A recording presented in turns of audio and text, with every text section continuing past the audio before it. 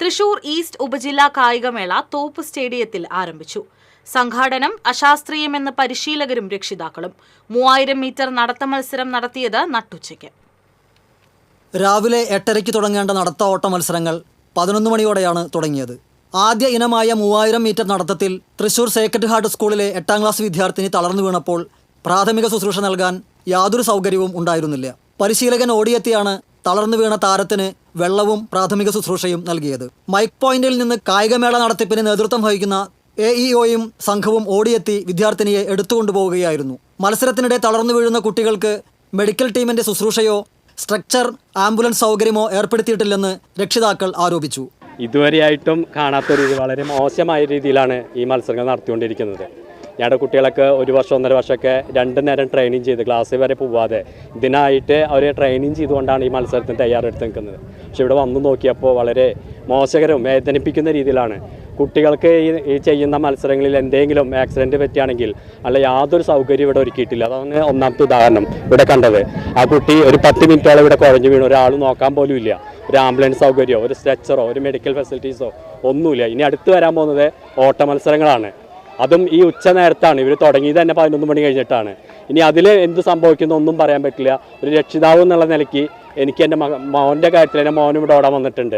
അവൻ്റെ മത്സരത്തിലുള്ള റിസൾട്ട് അല്ല, അവൻ്റെ ആരോഗ്യപരമായ ഒരു കാര്യം കൂടിയും ഒരു ഫെസിലിറ്റീസും ഇല്ലാത്ത വളരെ മോശപ്പെട്ട ഒരു രീതിയിലാണ് ഇവർ മത്സരങ്ങൾ ചെയ്തുകൊണ്ടിരിക്കുന്നത്.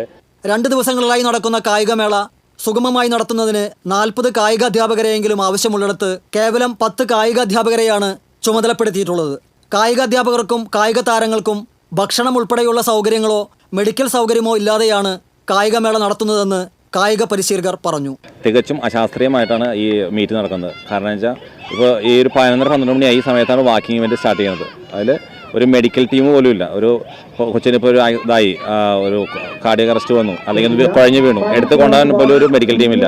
അതുപോലെ തന്നെ ഷെഡ്യൂൾ ഇട്ടാണത് ഒരു ദിവസം എല്ലാ ഇവൻറ്റും കഴിച്ചു തീർക്കുകയാണ്. ഇതിനൊക്കെ ഒരു റൂൾസ് ആൻഡ് റെഗുലേഷൻ ഉണ്ട്. ഒരു ഇവൻറ്റ് കഴിഞ്ഞ് കഴിഞ്ഞാൽ ഇത്ര ടൈം റെസ്റ്റ് വേണമെന്നൊരു ഇതുണ്ട്. അതൊന്നും അവർ നോക്കിയിട്ടില്ല. 2 ദിവസം കൊണ്ട് റണ്ണിങ് ഇവൻറ്റ് കഴിച്ചു തീർക്കുകയാണ്. അതേപോലെ തന്നെ 100 മീറ്റർ ഓടുന്നതിന് ടൈം ട്രയലാണ് അവർ എടുക്കുന്നത്. ഒരു ഹീറ്റ്സ് നടത്തി നേരെ വിജയം തീരുമാനിക്കണം. എടുക്കുന്ന ആൾക്കാർ തന്നെ ഒഫീഷ്യൽ ഡ്യൂട്ടി യോഗ്യതയില്ലാത്ത ആൾക്കാരാണ്. എക്സർവൈസ്മാൻ അതുപോലെ തന്നെ വേറെ സബ്ജക്റ്റ് ടീച്ചേഴ്സൊക്കെയാണ് ഇവിടെ ടൈം എടുക്കുന്നത്. ഇവിടെ തുടക്കത്തിൽ തന്നെ ഈ അശാസ്ത്രീയ കാണിച്ചു കഴിഞ്ഞാൽ മുന്നോട്ട് ഞങ്ങൾക്ക് എങ്ങനെ പോകാൻ പറ്റും?